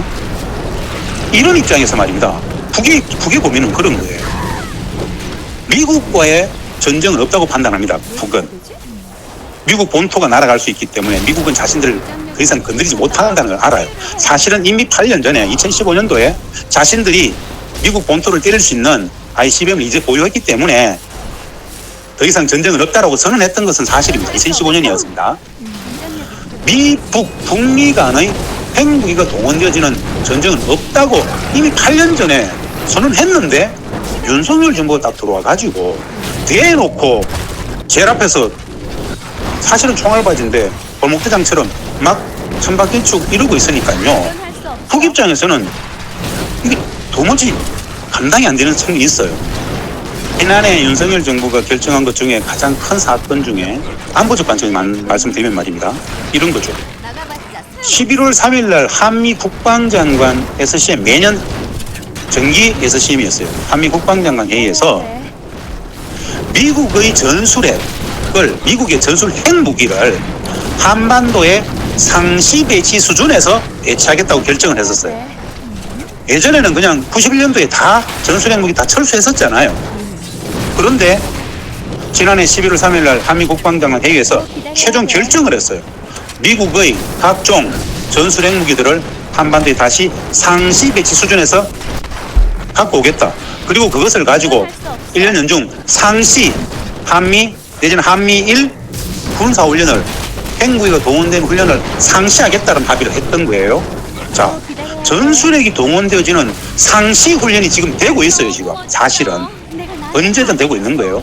1년 365일 중에 한두 달 빼고는 항상 되고 있는 거예요. 포함해서 전투기가 뜨든 늘 전술핵이 동원되어지는 핵무기가 동원되어지는 그런 훈련이 되고 있기 때문에 북은 어떤 판단을 할까요? 불안하죠. 그래서 북측은 자신들도 전술핵을 전면 배치할 수밖에 없다. 이렇게 나오고 있기 때문에 이거 지금 감당이 안 된다라고 판단하고 거기에 맞춰서 최근에 계속 우리가 보도를 통해서 나오는 북측의 행위들이 있죠. 뭐 화성 18핵이 나왔다, 고체핵이 나온다, 다 똑같은 것들인데요. 이건 뭐냐 하면은 이미 역사상 최대의, 예를 들어서 80년대 이후 90년대 이후 최대의 항시적인 전쟁적 위기가 늘 임계점에 있는 상황이에요. 훈련이 언제 파박 터질지 모른다는 상황입니다. 이걸 왜 이렇게 계속 전쟁적 위기가 항변될 수 있는 구조를 만들었을까요? 윤석열 정부의 지시입니다. 윤석열 정부의 지시. 남북관계는 철저히 상호작용의 관계입니다. 남북, 한미일, 북미관계 모두는 완벽히 철저히 상호작용의 관계이기 때문에 공전이 나오는 거예요. 강대강 전략이 뭡니까? 강하게 나오면 강하게 될 것이다. 선하게 나오면 선하게 될 것이다. 이게 북측의 채택한 선대성 강등의 전략인데 지금은 강대강 전략이에요. 우리가 늘 마주하고 있는 북측의 행위는 어제도 그랬죠. 4월 18일 날 김정은 총비서가 국가우주개발국을 찾아갔어요. 아주 심각한 상황이죠. 그게 어떤 뜻이냐면요. 너무 멋져. 북이 김정은 총비서가 했던 이야기가 올 초에 정찰 위성을 올리겠다 그랬거든요. 정찰 위성. 이건 한마디로 기상 관측 위성, 지구 관측 위성, 통신 위성 이런 거 계속 좀 1호 황명성 1호, 2호, 3호, 4호 쭉 올라가 있는데 5호를 올릴 때는 군사 정찰 위성을 올리겠다는 겁니다. 저는 미국의 핵 항공모함하고 미국의 핵 전략 폭격기가 괌에서 오키나와에서 어디에서 들어오는 것들을 항상 보겠다라는 거예요. 보고 뭘 하겠다는 겁니까? 이런 이야기를 했어요. 그건 할 수 없어. 정찰 위성을 통해서 미국의 핵 항공모함과 핵 전략 폭격기 등 이 방대한 전략 장비들이 조선반도에 상시배 지천으로 들어온다라는데 그것을 예의주시하면서 우리들의 선제적인 군사력을 사용하기 위해서 정찰 위성을 올린다고 했어요. 이거를 어제 발표했어요. 이런 상황 자체가 역대급이지 않아요? 매일 나오는 뉴스가 저는 막 불안해 죽겠어요, 사실은. 이렇게 점입당의 군사적 긴장이 올라와 할 수밖에 없는 상황 자체가 저는 불안한 거죠. 이게 다 상호작용 관계에서 나오는 거예요. 없었던 거죠? 없었어요. 처음입니다, 이것도 지금. 이 정찰 위성이 올라간다는 이야기는 그만큼 북측 입장에서는 한반도의 전쟁적 위기를 너무너무 간단하게 보고 있다는 거예요. 옛날에 북은 미국만 봤잖아요, 미국만. 그런데 뉴스를 들으셨겠지만은 2달 전에 나왔었죠. 한국 정부가 그건 할 수 없어. 미국의 국지전 정도는 우리 스스로 좀 할 수 있도록 뭐 양해를 구했다라는 그런 로비를 했다라는 뉴스가 나왔었어요. 혹시 들으셨습니까? 아니요. 뭐라고요? 누가 로비를 했다고요? 우리 정부 이게 이제 미국에서 나온 소식들이었어요. 우리 정부가 그건 할 수 없어. 예를 들어서 국지전 정도는 우리가 좀 알아서 할 수 있는 권한을 달라라는 로비를 미국 정부에 했다라는 뉴스가 미국발로 나왔던 거예요. 제가 그걸 어느 TV 토론가 했던 적이 있는데요. 사실 그 이제 공식 확인되지 않았지만 그런 말들이 미 의회라든가 이런 쪽에서 돌았던 건 사실이에요. 즉 우리 정부가 미국 정부에 예예 우리 정부가 미국 정부에 거기에 대한 국지전 정도 뭐 국지전은 아시잖아요. 국지전 개념 아시죠? 국지전 정도는 우리 근원에서 할 수 있도록 해달라라고 이야기했다라는 거예요. 우리 정부는 이걸 확인은 해주지 않았었어요. 이 말은 뭔 말이냐? 그건 할 수 없어. 윤석열 대통령이 후보 때부터 지난해 선제타격 담론을 이야기했었죠. 선제타격. 근데 북이 지난해 9월 달에 더 기다려야 돼. 핵무력 정책 입법화를 최고인민회의가 법으로 만들어가지고 전 세계 공표하고 미국에게 상세하게 설명을 해줬었어요. 더 기다려야 우리는 돼. 북은 이런 경우에 핵을 쓸 수 있다, 쓰게 된다라는 것을 보여주면서 이걸 공개하는 이유는 미국의 오판을 더 필요해. 방지하기 위해서다. 그러니까 건드리지 말라는 거였어요. 우리는 미국 본토를 핵으로 쓸 수 있다, 핵으로 때린다, 선제타격 받게 된다라면은 우리가 다 죽어도 그 기다려야겠어. 전략 핵무기들은 자동 발사될 것이다. 똑같이 죽는다라고 그렇게 발표를 해버렸어요. 그 이후에 미국은 선제타격 담론을 절대 말하지 않아요. 그리고 그 이후 윤석열 대통령도 미국에 노트가 있었는지 선제타격에는 하지 않아요. 그 발언 자체가 미국 본토가 전체가 날아갈 수 있는 위험천만한 발언이기 때문에 그 이후에 나온 이야기가 국지전 정도는 이런 담론이었어요. 북이 또 이렇게 이야기를 했어요. 국지전 더 기다려야겠어. 한반도의 어떠한 국지전도 다음 날은 미국 본토가 맞을 수 있는 전면전으로 갈 수밖에 없다. 국지전이든 뭐든 모두 전시작전 지휘권을 갖고 있는 작전권을 가지고 있는 미국의 기획 의도라고 보고 우리는 미국만 때리겠다 라고 입장을 계속 나오고 있는 거예요. 현재도 그런 상황인 거예요. 시간이 더 필요해. 이해되시죠 이거? 그러니까 불안불안한 상황인 거죠. 이걸 계속 이런 북측은 이런 의지를 계속 보여주는 거예요. 우리는 미국만 때린다. 미국만 때린다. 이 말은 무슨 말이에요?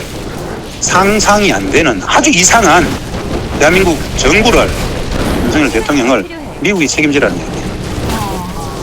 아, 맞잖아요. 아.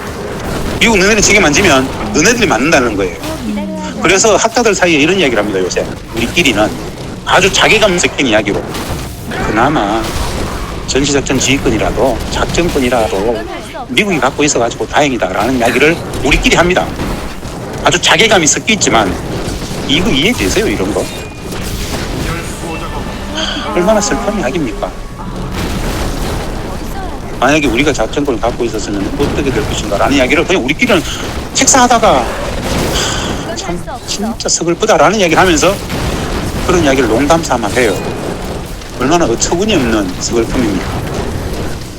어처구니 없는 위기. 기다려야 돼.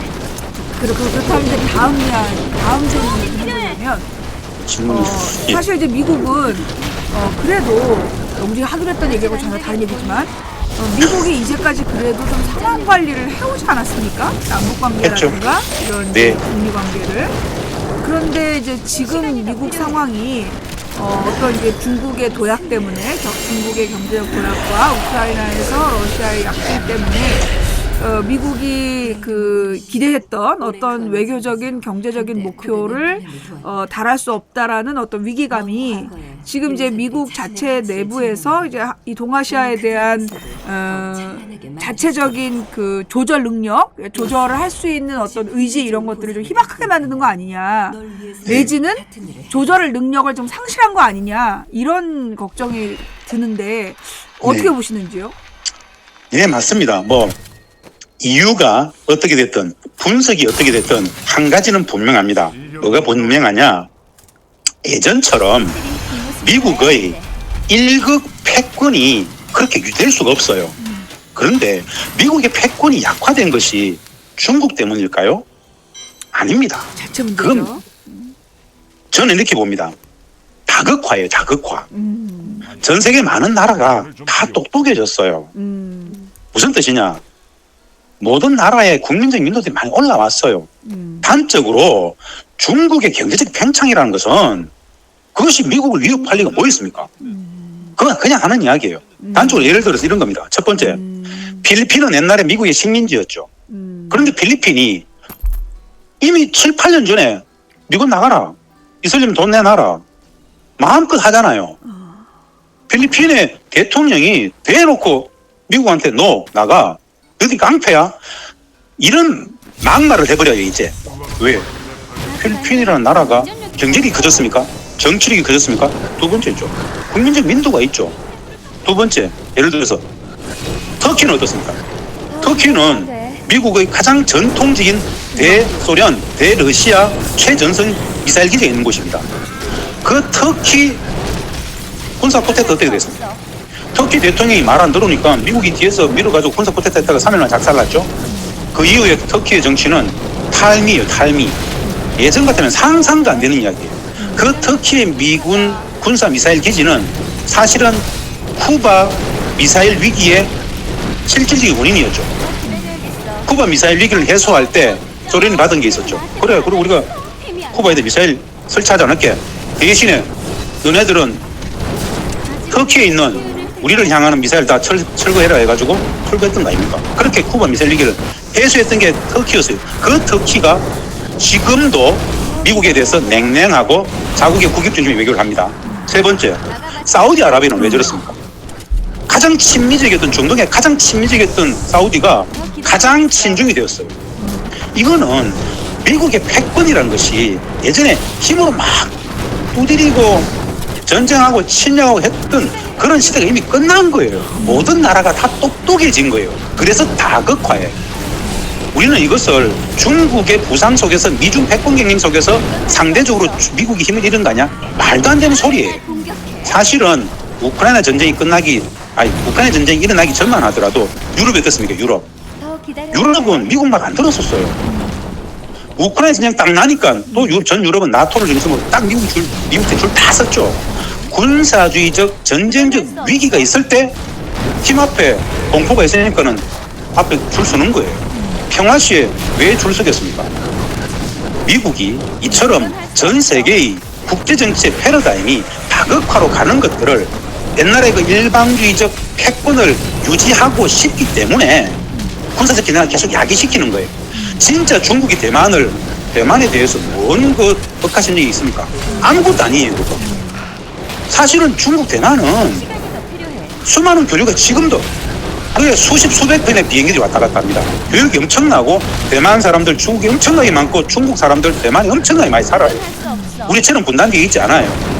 괜히 그냥 미국이 대만 문제를 키워가지고 중국과 대만이 큰 갈등이 있는 것처럼 이야기한단 말입니다. 기다려야겠어. 우리 한국하고 한국 일부인 제주하고 다른 나라입니까? 말도 안 되는 이야기잖아요. 대만을 중국의 일부라고 얘기했던 것은 1972년 닉슨하고 중국 모택동의 합의예요. 72년 미국이 그래 대만은 중국의 일부야 라고 합의하고 중국이 결국 유엔 안보리에 들어오지 않습니까? 그걸 스스로 지금 미국이 부정하면서 하고 싶은 건 뭡니까? 중국을 호위해서 중국과의 새로운 신냉전을 만들므로써 군사적 질서를 재편하면서 미국의 패권을 다시 그 영광을 다시 가져가겠다는 거예요. 시대착오적인 거란 말입니다. 국제정치의 패러다임이 이미 다극질서로 바뀌었는데 말도 안 되는 30년, 40년, 50년 전에 그 냉전을 다시 만들어서 자신들 중심의 경제적 패권, 정책 패권, 군사적 패권을 유지하고 싶어서 조장하고 있는 질서가 신냉전이에요. 그런데 이거 선을 이미 넘었기 때문에 전쟁도 났기 때문에 신냉전을 가고 있는 거예요. 이해되시죠? 저는 그렇게 봅니다. 미국이 미국적 질서를 자기적으로 억지로 만들려고 하는 과정 속에서의 패권의 싸움이지 중국이 미국하고 왜 패권을 싸우려고 하겠습니까? 중국이 굉장히 소극적이에요. 그렇게 말려들지 않으려고 하는 거예요. 그런데 계속 미국이 치고 들어오는 거예요.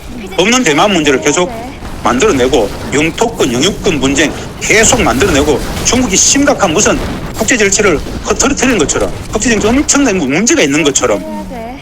인권 문제부터 많은 것들 계속 문제 제기함으로써 예전처럼 미소 냉전을 다시 또 기다려야 돼. 미중 냉전으로 만들어가지고 자국의 국익을 극대화하겠다는 전략이죠. 그런데 이제 요즘에 중국을 보면 미국이 계속해서 도발을 하고 자극을 하고 대만을 이용해가지고 중국을 좀 압박하려는 의도가 분명히 보이고 있음에도 불구하고 중국은 일체 반응이 없이 도리어 지금 각 대륙의 지도자들을 계속 중국으로 불러들여서 그 이제 다자 외교, 국제 대륙별로 대표적인 지도자들을 불러서 국제 정상회담들을 지금 막 하고 있다는 거죠. 네. 굉장히 광폭 외교를 하고 있는데 이제 좀 재밌어지는데? 그에 대한 미국 오늘 기사 보니까 미국에서도 그런 그러니까 이 중국의 광폭 외교에 대해서 비난하기보다는 의미 있게 분석한다라는 그런 기사를 본 것 같아요. 네. 예, 그러니까 지금 이제 중국은 그러니까 미국이 아무리 그렇게 이제 자극하고 전쟁 구도를 만들려고 해도 지금 현재 거기에 대해서 이제 무대응으로 가고 있다라고 보면 되는 겁니까? 기조입니다. 기조. 중국은 제가 보기에 매우 똑똑합니다. 똑똑할 수밖에 없어요.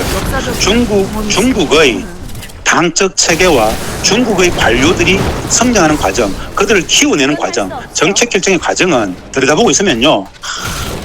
참 간단치 않다. 이거 진짜 이렇게 엄청난 학습들을 조직적으로 하는 과정 속에서 고위 관료로 올라가는 과정들을 보고 있으면은 공부가 엄청나구나. 진짜 공부를 많이 합니다. 자, 무엇을 보고 있는가? 중국은 이 싸움에 말려들고 싶어 하지 않아요. 왜냐? 미소 냉전의 결과를 봤거든요. 소련의 붕괴를 이야기할 때 우리가 말입니다. 소련이 왜 몰라겠지 이러면은 크게 5가지를 이야기합니다. 그 중에는 뭐 부패도 있었고 체르노빌 사건도 있었고 많지만 가장 큰 첫 번째가 뭐냐면요. 미국 주도의 엄청난 군사적 군비 경쟁이 있죠. 이 과도한 군비 경쟁에 소련 내부의 내수 경제가 받치지 못하는데 그 군비 경쟁에 계속 올인하다가 경제가 몰락한 거예요. 거기에 체르노빌 원전 사고라든가 관료들의 부패라든가 뭐 많은 것도 있었겠죠. 가장 큰 원인은 미국 주도의 이 군비 경쟁에 내수 경쟁이 감당을 못했기 때문에 경제적 몰락이 가장 크다고 봅니다. 이거를 중국은 봤어요. 전 세계 모든 나라가 쓰는 국방 예산의 40%를 미국이 쓰죠. 나머지 60%는 많은 군사 무기 시장 다 미국의 시장입니다. 사실은 군비 경쟁이 되면 될수록 말입니다. 미국의 경제는 엄청나게 활성화가 됩니다. 돌아가야 돼. 중국이 군비 경쟁에 끼어들면 어떻게 됩니까? 자국 내수 경제가 작살나죠. 미국은 중국과의 패권 경쟁이 아니라 군비 경쟁으로 어떻게든 자극시켜가지고 네. 중국도 많은 무기들을 생산하고 이러면은 중국 주변에 많은 나라는 어떻게 됩니까? 전 세계가 다 군비 경쟁에 끼어들겠죠.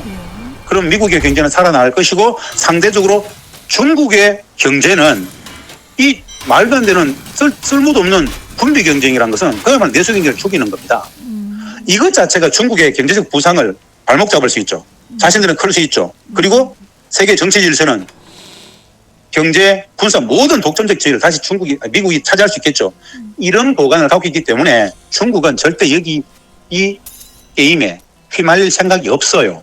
그래서 계속 회피하는 겁니다. 그러면서 말씀하신 것처럼 광폭, 룰라도 만나고 전 세계 사우디라든가 주요국 대부분의 나라들은 이미 중국의 이 질서, 이 생각에서 압니다.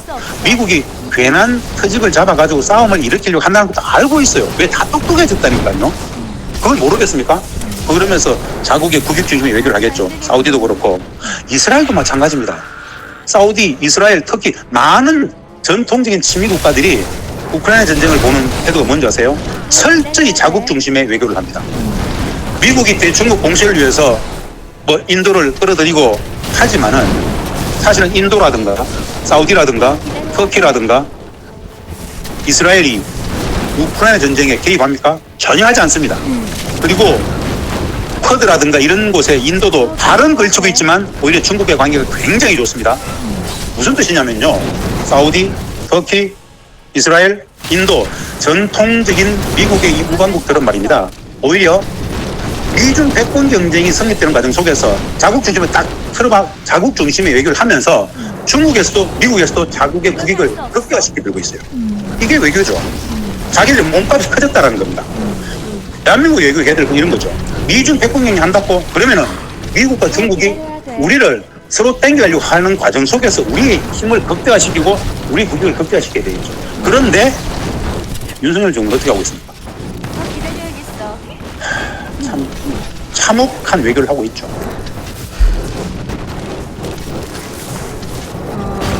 그러면 이제 다음 이야기로 넘어가서 현재 지금 우크라이나하고 러시아가 계속해서 이제 아직도 전쟁이 안 끝나고 있는데 러시아의 요즘 상황은 어떻다고 보시는지요?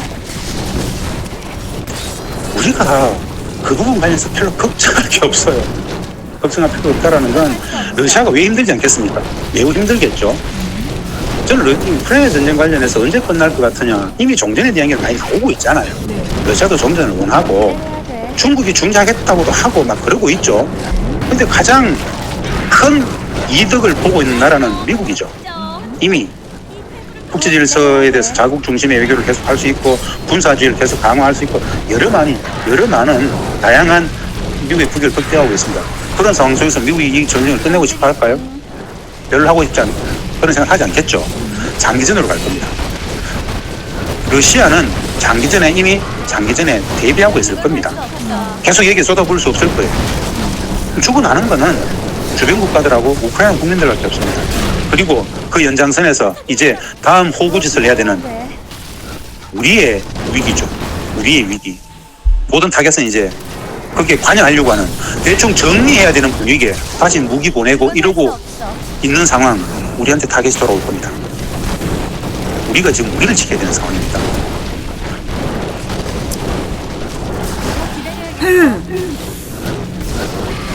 미국의 달러 패권은 지금 굉장히 위기로 보여지는데 당연히 그 이번에 지금 이제 뭐라나 이게 연준이 고금리 정책을 계속 피면서 미국의 그 예속되어 있는 내지는 이제 미국하고 친구인 나라들이 사실은 굉장히 달러의 의존도를 높이려고 정책을 끌고 왔으나 지금 보여지는 모습은 우리나라를 제외한 나머지 나라들은 위안화를 갈아타는 분위기로 막 보이고 있어요. 그렇게 봐도 되는 겁니까? 경향성이고 트렌드고 이건 어떻게 돌려 세울 수가 없습니다. 사실은 기축통화 달러를 기축통화하고 있는 것은 깡패잖아요, 깡패. 자기들 마음대로 찍어내고 깡패였잖아요. 근본위 체제를 브레튼 우즈로 바꿔가지고 달러 기초통을 바꾼 것은 한마디로 폭력도 그런 폭력이 없었잖아요. 거기에 참여했던 수많은 당시에 그거 만들었던 수십 년의 이야기입니다만은 세계적인 경제학자라든가 영국이 뭐 진짜 막 상상할 수 있는 그런 비난을 퍼붓었죠. 그게 이미 뭐 반세기가 지났는데 더 기다려. 아까 제가 이 말씀 드렸죠. 다극화. 자국 중심주의, 국익 중심, 다극화. 이건 빼도 박도 못하는 진실이에요. 다 똑똑해졌어요. 언제까지 전체 국제경제의 깡패 노릇을 달러 기초통화 이걸 계속 받아들이겠습니까? 동등하지도 않고 공정하지도 않고 매우 불공정하잖아요. 그래서 거기에 대응하기 위해서 위안화를 쓰는 거예요. 근본의 체제로 가든지. 미국의 달러 패권이 약화되는 것은 정상성을 회복하기 위한 과정입니다. 위안화의 세력 확대가 아니고 예전의 아주 불합리했던 말도 안 됐던 진짜 폭력적인 달러의 지배 질서가 이제 약화되고 정상성을 회복해가는 과정이에요. 예전의 비정상이 정상으로 돌아오는 과정을 뭐 정상인 것처럼 이야기하면 안 된다는 것이죠. 네. 그렇게 봐야 돼요. 네. 저희가 이제 지금 상황을 정리해 보면, 그러니까 미국이 주도하려고 했던 1급 체제는 이미 무너졌다.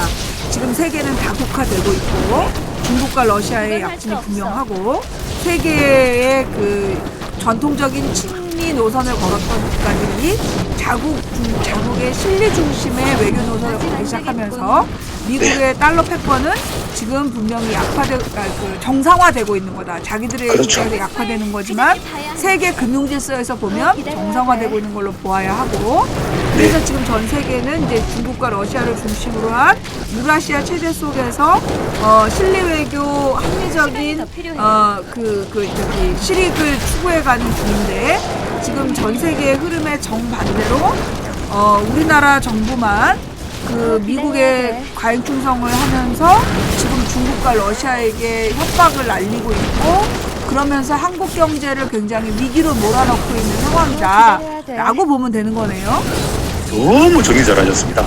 네. 저보다 훨씬 정리를 압축적으로 거의 진짜 프로페셔널하게 정리하셨습니다. 너무 깔끔한데요? 이해한 겁니다. 예, 그래서 진짜 잘하셨네요. 중국이 지금 약진하는 것이 아니라 다극화라고 봐야 하고, 맞습니다. 달러 패권이 약화되는 것이 아니라 금융 질서가 정상화되는 것으로 보아야 한다. 네. 그리고 네. 세계의 흐름이 자국의 이익 중심의 합리적인 실리 외교 중심이니 우리 네. 정부에서도 그런 합리적인 실리 외교 중심의 길을 걸어야 한다. 라고 이해해야 되고, 마지막으로 일본 같은 경우는 저희들이 이제 얼마 전에 또 공부해 보니까 결국 이제 하여튼 미국이 자기네들이 일본에다가 계속 적자를 보니까 일본에게 그 불리한 환율 정책을 받아들이라는 그 합의를 했고, 그 합의 이후로 일본이 장기적인 경기 침체를 지금까지 극복하고 있지 못한 상태가 라고 이제 우리가 들었는데, 그렇다면 지금 이제 일본은 지금 이 국제 플라자 합의, 그 플라자 합의 결과 지금 일본이 계속해서 자국의 국민 경제가 되게 나쁜 상태가 유지되고 있는 거잖아요.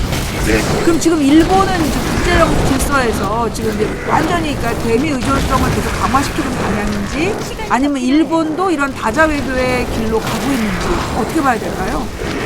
네, 아주 좋은 질문인데요. 경제주의 관점에서 일본이 왜 미국하고 딱 붙으려고 그랬습니까? 경제적으로는 아니고요. 군사 안보적으로. 군사주의 문제, 정치 군사적 문제 속에서 중국의 부상이라는 것은 일본한테는 엄청난 두려움이죠. 전통적인 정서입니다. 일본 국민들의 정서가 아니고 일본의 정치를 이끄는 사람들의 정서에는 군국주의가 거의 뭐라 그럴까요? 이거는 뭐 절대 진리예요. 그렇죠. 아주 이상한 집단이에요. 수백 년을 지배해온.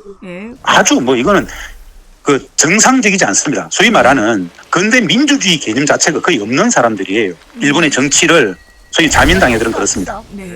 일본의 정치가 희망이 없다는 그런 건데, 근데 경제적으로는 일본의 관료들은 굉장히 똑똑합니다. 일본이 미국과의 플라자 합의 때문에 30년 그야말로 일본이 30년이 네. 헐라잡이 때문에 사실은.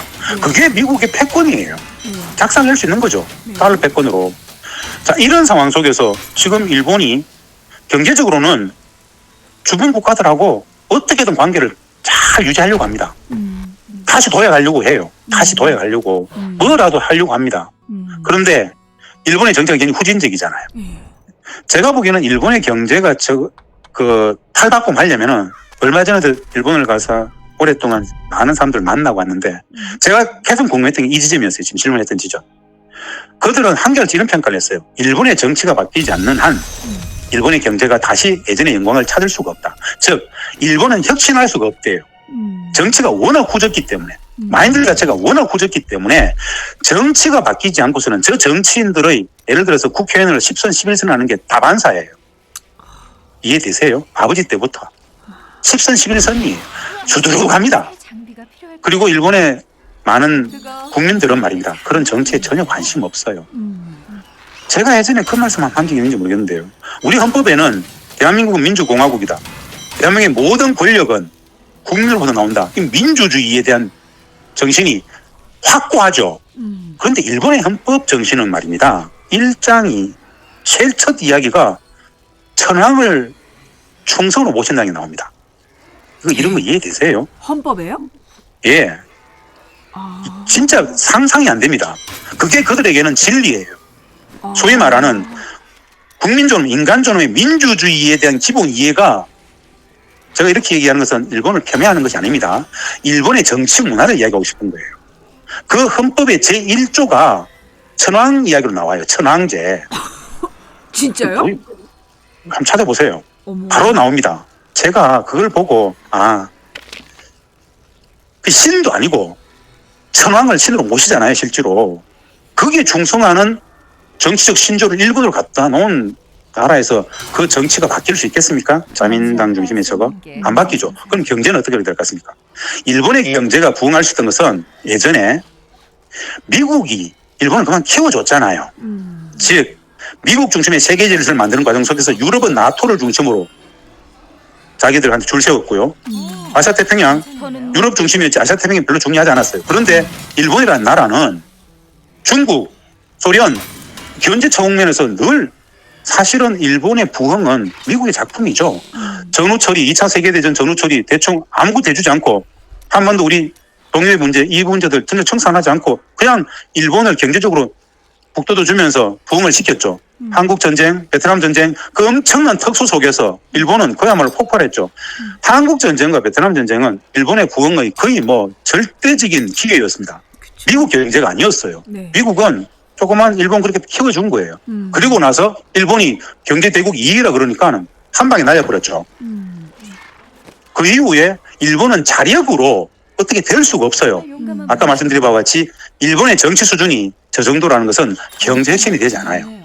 예를 들어서 그 엄청난 예전에 소니부터 많은 많은 기술이 있었으면은 지금 컴퓨터부터 많은 이쪽 ICT 쪽은 매우 후진적이에요. 우리 교통 체계라든가 이런 거하고 도쿄하고 비교하면요. 야, 도쿄 진짜 후진에 이래 돼요. 오히려 일본 사람들이 서울 와가지고 진짜 한국 너무 달라졌다고 이야기합니다. 그건 뭐냐? 전 세계의 엄청난 기술 고도화 되어가는 그 경제적 체질 개선을 전혀 하지 않았어요. 여전히 그래도 일본의 경제는 굉장히 큽니다만은 그런 선진적인 ICT 중심의 이 초고도화되는 경제적인 진전들을 정치적 후진성 때문에 백업이 안 되는 거예요. 그래서 일본은 계속 정체될 수밖에 없을 것이다. 정치가 발목을 잡을 것이다. 라고 보고 그들은 다시 한반도의 전쟁 위기 같은 이런 부분들 속에서 오히려 군사적, 정치적 힘을 키우려는 일부 정치 세력들의 힘이 과잉 대표되는 거 아닌가 그렇게 좀 봅니다. 마지막으로 지금 이제 세계 정세가요. 너무나 이렇게 좀 동유럽도 그렇고 극우화되고 있는데 이게 지금 100년 전에 세계 2차 대전이 일어나던 직전의 상황과 너무 비슷하지 않은가. 세계가 세계적으로 지금 전쟁의 위기로 가고 있는 거 아닌가 이런 염려를 많이 하고 있거든요. 저희 시청자들은. 우리 이사장님은 어떻게 보시는지요? 저는 아까 제가 다극화를 말씀드리면서 하고 싶었던 얘기가 뭐냐면은 네. 사람들은 다 똑똑해지고 있잖아요. 네. 그건 사실이죠. 챗GPT가 나온다면 좀 많은 것들을 저는 전체적으로 많은 사람들이 지적 수준이 높아진다는 경향성은 확실합니다. 그러면 이 순간순간 일시적으로 몇 년 이런 단기간에 등락은 있을지언정 전체적인 경향성은 합리적 선택의 방향으로 역사 발전으로 간다고 저는 봅니다. 현재 이미 이 모습들은 극화되는 경향들이 막 나오고 심소봉대해진다고 저는 보는데요. 미국 중심의 세계 질서가 퇴조하는 과정, 국제정치의 패러다임 자체가 일극의 패권이 아니라 정상성을 회복해가는 과정 속에서의 반동적 영향들입니다. 예를 들어서 우리가 룰라 대통령이 대통령이 됐다가 낙선하고 브라질이 완전히 극으로 갔다가 다시 룰라가 대통령이 되는 과정을 보고 있죠. 우리도 마찬가지라고 좀 보는 건데요. 역사의 변화 발전이라는 것은 저는 합리적으로 하고는 있다. 근데 그 과정에 엎치락 뒤치락 등락의 폭들이 일순간 몇 년간 또 다른 반동도 있고 그럴 것이다라고 보는 건데요. 그런 과정 속에서 거부의 전동 이런 것들도 뭐 저는 대세를 바꿀 수 있는 그런 것들은 아니다 생각합니다. 우리 정치도 그렇게 되길 바라고 있고 이렇게 극심하게 내용을 한번 겪으면은 밑바닥까지 다 보고 나면은 우리 국민들이 볼장 다 받고 이제 뭔가 새로운 많은 고민들을 할 겁니다. 요즘 제가 중고등학생들을 많이 만나는데요. 반응들이 진짜 뜨겁습니다. 어떻게 이럴 수가 있냐고 그래요. 윤석열 대통령. 어떻게 일본은 이럴 수 있냐고 그래요. 근데 제가 궁금했어요.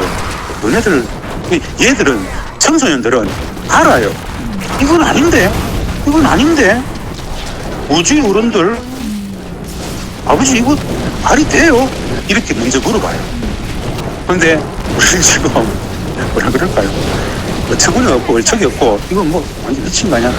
이런 상황인데 그만큼 심각한 상황이라고 봅니다. 국민적 정서가. 그런데 그것을 대표해야 될 언론, 국회, 정치권이 오히려 내성이 강해진 건지 무감각해진 건지 내년 총선만 바라보는 건지 하여튼 국민들의 눈높이만큼 치열하게 고민해주고 있지 않다라고 저는 좀 봅니다. 오늘 굉장히 귀한 말씀 정말 특강처럼 저희가 잘 들었고요. 요즘에 이런 말씀을 지금 저기 아카데미를 하나 만들어가지고 하신다는 소문이 있던데. 그건 할 수 없어. 예. 좀 설명 좀 해주시죠. 예, 진짜 걱정입니다. 너무 걱정이고 밤에 잠이 잘 안 오고 이거 좀 오래된 저건데 제가 책도 쓰고 이러면서 오로지 한 가지 관심은 평화를 어떻게 지킬 것인가. 그건 할 수 없어. 어떻게 하면 이 불안한 평화라도 지킬 것인가. 근데 사람을 모아야 되고 인식의 지평이 넓어야 되지 않겠습니까? 혼자 아무리 그렇다면 뭐 하겠습니까? 그래서 그건 할 수 없어. 제가 속해 있는 한반도 평화경제회의가 노무현 재단, 노무현 시민센터하고 같이 올해가 정전 70년이 되지 않습니까? 그래서 최소한 전쟁은 좀 끝내자. 종전평화 아카데미를 열었습니다. 종전평화 아카데미라고. 경제평화회의요? 제가 하고 있는 한반도 평화경제회의. 한반도 평화경제회의가 이사장님이 주도하시는 단체인가요? 네, 한반도 평화경제회의. 거기에서 맞습니다. 지금 예, 한반도 평화경제회의하고 노무현 재단이 공동으로 종전평화 아카데미를 5월 2일부터 노무현 시민센터, 서울에 있는 노무현 시민센터에서 합니다. 서울에 있는 노무현 시민센터에서? 예, 이 창덕궁 옆에 노무현 시민센터가 있죠. 거기에 뭐 저를 비롯해서 김준영 전 국립외교원장, 김태형 심리연구소장, 그리고 김누리 교수님, 이재봉 교수님, 평양과기대 부총장 출신 정진호 교수, 윤장열 국방대 교수, 이런 대한민국 최고의 통일평화, 종전 관련된 전문가들이 10명이 10강을 합니다. 매주 하나씩. 그래서 이 매주 무슨 강좌를 요일이요? 열어가지고 매주 무슨 요일? 매주 화요일, 이게 5월 2일부터 예. 5월 2일부터 매주 화요일 10번의 강좌를 냅니다. 오로지 하나 종전을 위해서. 네. 몇 시? 남북관계 저녁 7시입니다. 저녁 7시. 네, 이거를 기다려야겠어. 신청을 하셔야 돼요. 네. 강조하려고 이게 교수진이 빵빵해서 네, 교육비가 엄청날 것 같은데요? 공식 수강료가 네. 30만 원인데요. 이 방송을 해당 통해서 아니면 그 전체. 10번 다 듣는데 30만 예, 원? 예, 30만 원인데 네. 이 프로그램을 통해서 오시는 분들은 할인을 해줄 수도 있습니다. 할인까지요? 많이 듣게 하는 게 중요하지 않겠습니까? 많이 듣게 하는 게.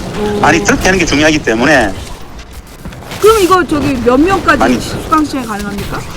40명. 40명. 현재 예. 그럼 몇 명이 신청을 했죠? 현재 10여 명 좀 넘습니다. 10명밖에 자리가 있습니다. 10여 명? 예. 자리가 있어요. 네. 그러면 그 저기 노무현 재단 이게 어디 있는 거라고요? 창덕궁 옆에. 창덕궁 옆에. 예. 예. 거기에서 매주 5월 2일 첫 강의를 제가 시작해서 네. 그다음에 김준영 원장부터 10강까지 하는데 네. 이거 신청하는 페이지가 있습니다.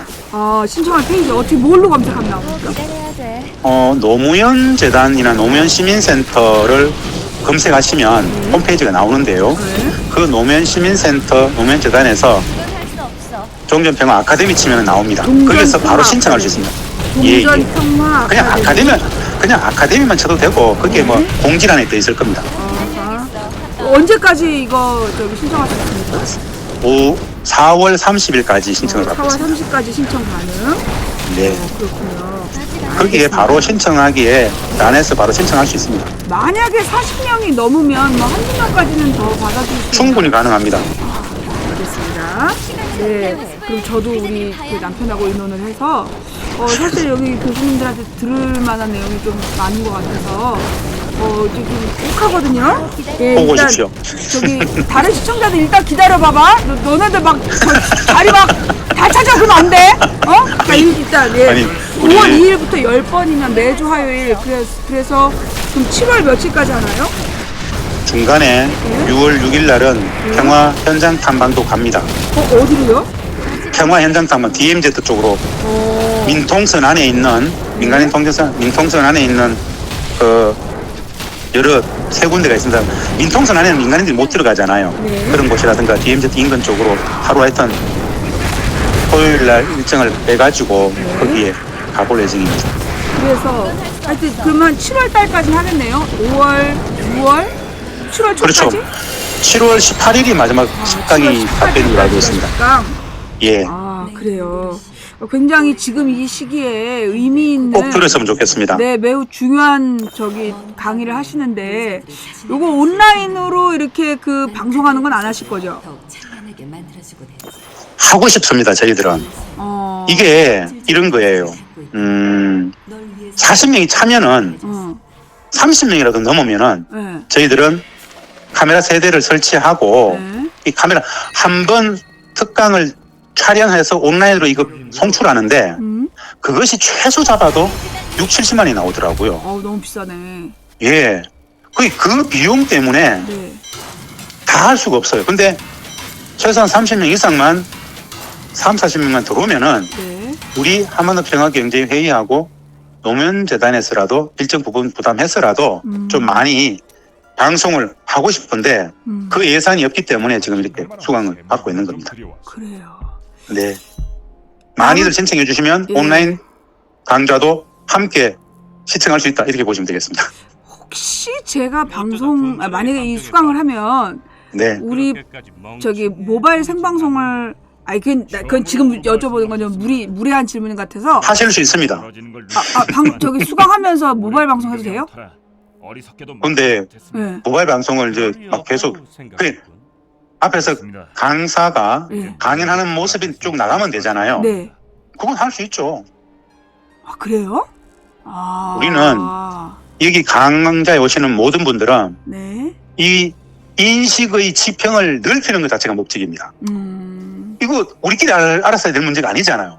생존의 문제인데 온 국민이 다 알아야 되는 거잖아요. 네. 이 강사료를 안 받더라도 좀 하자라는 사람들이 모인 거예요. 네. 그러면은 많이 보게 해야 되겠죠. 네, 알겠습니다. 그러려면은 뭐 그 기조면은 다 된다는 거죠. 그럼 일단 하나 신청 좀 받아주세요. 이경선. 해야 돼. 이경선 지금 신청한다고요? 집중하게. 저기 오케이, 일단 해주세요. 이 방송 끝나고 나서 막 40명 다 찼다 이런 얘기 하지 마시고 일단 이경선 하나를 저기 자리 하나를 네. 꼭 좀 예약해 주시고 무조건 네. 자리를 그러면 이게 방송을 지금- 잘할 수 있는 자리를 만들어 드리겠습니다. 네, 그 노무현 시민센터 검색하고 종전평화 아카데미 검색하면 입금할 수 있는 계좌번호랑 지금 다 나와 있는 거죠? 다 나와 있습니다. 예, 알겠습니다.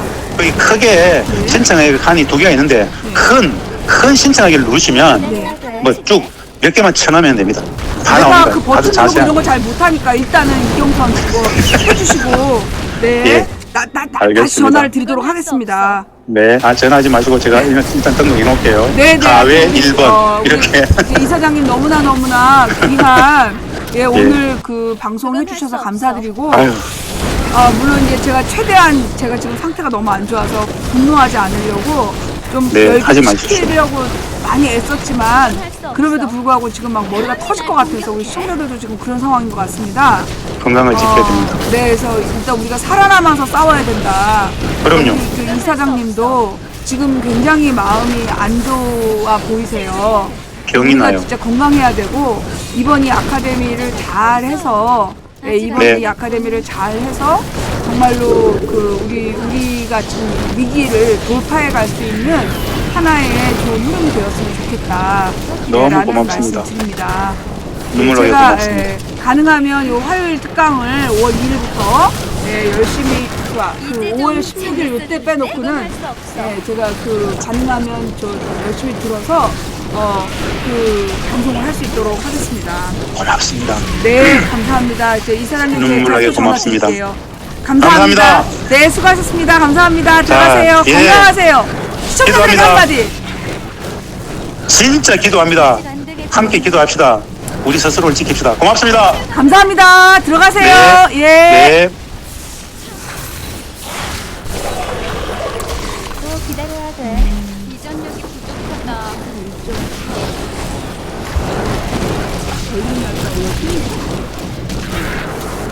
시간이 더 필요해. 빼놓고는 근데 그러면 더 기다려야 돼.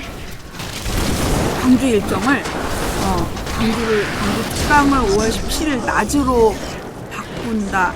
낮에 못 가는 그건 게 할수 있는데 하여튼 그 아니면 5월 그 16일 특강은 5월 16일 특강 제가 뭔가 대책을 세우도록 하고 저도 이런 걸 좀 배우러 다녀야 되겠다. 너무나 우리가 진짜 이 우물한 개구리도 있으면 안 되고 이렇게 특히 이제 좋은 강사진들이 모여서 이런 특강을 한다니 우리가 이걸 좀 가서 적극적으로 참여하고 또 오프라인으로 오실 분들은 오프라인으로 같이 참여해 주시고 그 다음에 이제 이 온라인으로 들으실 분들은 이제 온라인으로 들어서 우리가 이런 강의 내용을 좀 널리 알려야 되겠다.